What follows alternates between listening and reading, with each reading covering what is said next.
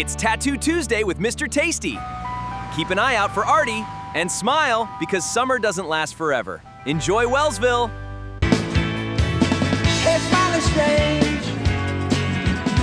Welcome back, everybody. Summer of Slime is rolling right along, and it's time for another trip to Wellsville for Tattoo Tuesday. Today we're opening the vault, an incredible premiere of Season 2 of The Adventures of Pete and Pete, Grounded for Life.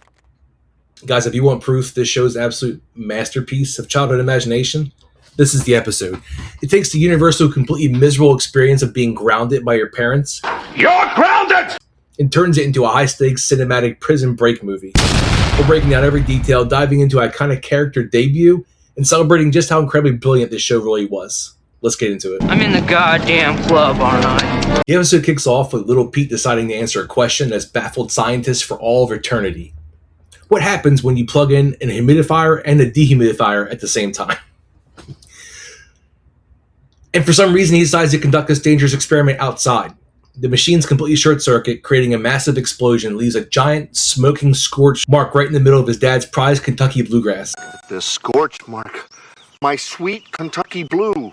Now Dad, Don Wrigley, is absolutely obsessed with his lawn.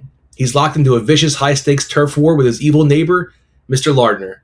So when little Pete ruins the grass, the punishment is severe. Dad forces little Pete to replant the grass seed by seed, and act as a human sprinkler, and give the yard a little deep Swedish massage. But Pete still doesn't show enough remorse to satisfy Dad's seething rage. So the International Adult Conspiracy drops the ultimate hammer. Little Pete's officially grounded for the 1 month. meaning he'll miss out on his favorite holiday, the 4th of July. Pete is trapped inside the house with nothing but an ant farm gifted to him by Artie, the strongest man in the world. You have soft hands for a man, Don. As the sentence dragged on, Artie did his superhero best to keep Pete's spirits up in the big house. Yes. Watching those ants gives him a totally brilliant idea. He decides he isn't going to just sit in his room. He's going to literally tunnel his way out of the basement to freedom. And he doesn't use a shovel. He uses a 24-gauge metal paperweight shaped like the Statue of Liberty. This entire sequence is a hilarious homage to classic prison escape movies like The Great Escape. About was one thing. Freedom. It treats a kid digging in the dirt with total cinematic respect. Pete uses Christmas lights to illuminate the tunnel. For oxygen, he used the sprinkler pipes. And Big Pete has to help him get rid of the excavated dirt. At first, Big Pete hides the dirt inside the family's coffee pot. But eventually, there's so much dirt that Big Pete has to literally take up pottery just to sculpt the excess mud in the clay pots to hide them from their parents. The writing is so wildly creative, it's just fantastic. Finally, the 4th of July arrives. Little Pete breaks through the dirt and emerges into the neighbor's yard.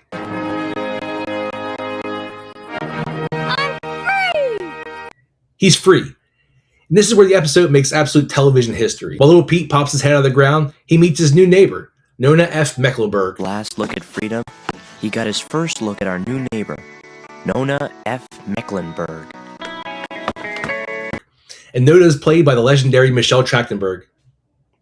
This is our very first episode on the show, and she instantly becomes one of the greatest characters in Wellsville. Nona is quirky, weird, and totally marches to the beat of her own drum. She even tells Pete that her middle initial F doesn't stand for a specific name. It stands for whatever she wants to give it on any given day. Frank, Farscape, Flapjack, whatever. To do a nice juicy steak. Okay, make my medium rare with grilled onions. Who said that? Up here. My name's Nona F. Mecklenburg. And honestly, we have to talk about how incredible Michelle Trachtenberg is here. This is her breakout role, establishing her as an absolute powerhouse of the 90s and 2000s. She went from playing Nona to starring in Harriet the Spy, dropping into Sunnydale as Dawn Summers and Buffy the Vampire Slayer, and causing absolute chaos as Georgina Sparks in Gossip Girl. But seeing her here as a kid in Pete and Pete, matching little Pete's weird, rebellious energy step for step, is just amazing. She fits into the bizarre world of Wellsville perfectly. So Pete's out of the tunnel, but the moment he meets Nona, he realizes he can't just abandon his family to watch the fireworks alone. He is, after all, a Wrigley. So instead of running away, he decides to help his dad with the long contest by destroying Lardner's yard. Doggy Wee Wee kills grass faster than acid. How? He recruits Nona and her dog, Nimbus, because, as Pete points out, Dog P kills grass faster than acid. But Nimbus has stage fright. He won't go. So Nona pulls an absolutely genius move. She shows the dog a picture of her favorite pea spot on the carpet from their old house. Nimbus takes one mournful snip of the photo and the floodgates open. He becomes Niagara Falls, unleashing absolute canine napalm and completely torching Lardner's yard. Lardner's yard for the oldest form of justice.